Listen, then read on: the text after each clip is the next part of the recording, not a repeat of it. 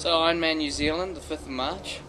It was was one tough day. Anyone who was down there can tell you the rain did not stop pouring, and it's probably the worst conditions that I have ever raced in, let alone for eight and a half hours. So I'm pretty pleased that that's over. That was one tough day. Here I am complaining about 8.5 hours in the cold and rain, but you got to take your hats off to the spectators out there on the course cheering us on, the volunteers who were out there the whole day making sure everyone got food, drink, all the help they needed, and all those other athletes that were, out there for twice as long, 14, 15, 16, 17 hours. That must have been tough. So congratulations and thanks to everyone for being out there. My day was a tough day. I started off with the swim at 6:45 in the morning. We headed off, and it was a quick start. I was on Brent Foster's feet. He's a great swimmer, and I knew that to have a good swim, if I sat on his feet, I would be off and away. After about 300-400 meters, we lost him. He put in a bit of a surge and got away. So we were stuck on our own. There were three of us. We worked pretty good in the swim. We came out after 47 minutes, and we were a minute behind Fozzie, but we also had 3 minutes on Cameron Brown and the chase back. So that was pretty exciting going onto the bike. Running through transition, the transition was already a mud bath.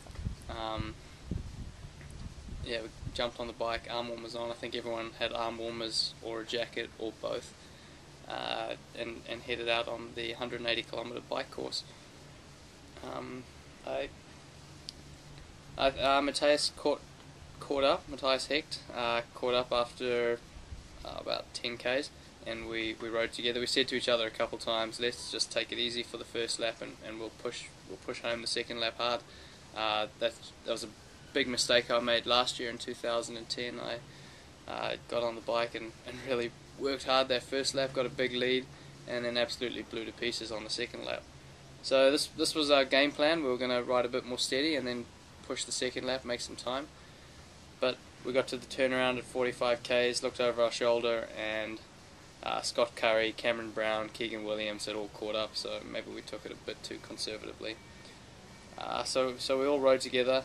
Scott actually went past us like we were standing still, and put good time into us.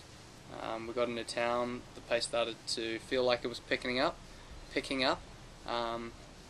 And at about 120 k's, Cameron Brown just rode off the front, got a bit of a gap, and really worked his way to a good 5-minute lead over us.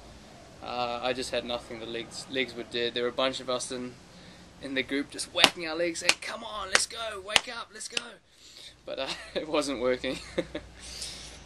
I couldn't wait for the bike to be over. We got off the bike, got out of my wet arm warmers, got into my dry shoes, which didn't stay dry for long, and off onto the 42-kilometer marathon. Running out of transition was the best feeling. The new transition setup down there was pretty cool. It allowed more spectators to be around that part of the run, and it was just huge. It was mayhem. There was so much cheering. It was so loud. I thought, okay, great, I feel good again, let's go, and started ticking away on the run. The first lap wasn't too bad. Was carrying a bit of fatigue, but the legs were turning over a lot better than what they were at the second half of the bike. So I just thought, you know what, about 4th place now, 5th place just behind me. Let's just chip away and see what happens. And I got into my routine. Cam was, we were holding pretty steady. He was maybe putting a little bit of time into me. So I definitely wasn't optimistic about catching him. I just thought, you know what, just do what I can do, and let's come home strong that last 20 k's. Running back into town after one lap was okay, and as soon as you start heading out on that second lap, your legs start to go. About 25 k's, you're starting to slow down a lot. Just for me, I just kept thinking about turnover, trying to keep my cadence up around 90, 91, 92, and shorten my strides down. But yeah, no, it was it was hopeless. My legs were stuffed. This time I was in second place.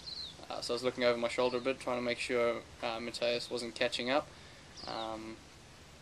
And coming home, that last couple Ks, I know when you make it to 5 Ks out, it's pretty much all downhill. The last 2 Ks, the spectators carry you home, and man, that was a great feeling. Coming down the finish chute, it was cool. Just after 3 o'clock.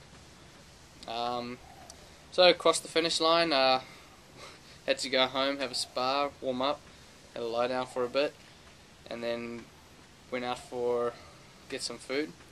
And man, you drive out, you've been lying down, you're warmed up, you drive out and you still see people out on the course at 7:30, 8 o'clock. They're still heading out on the run. I guess still 15-20 Ks to go, and that's pretty incredible. We're down at the finish line at 10 o'clock to watch some of the later finishes, and congratulations, you guys all did a good job.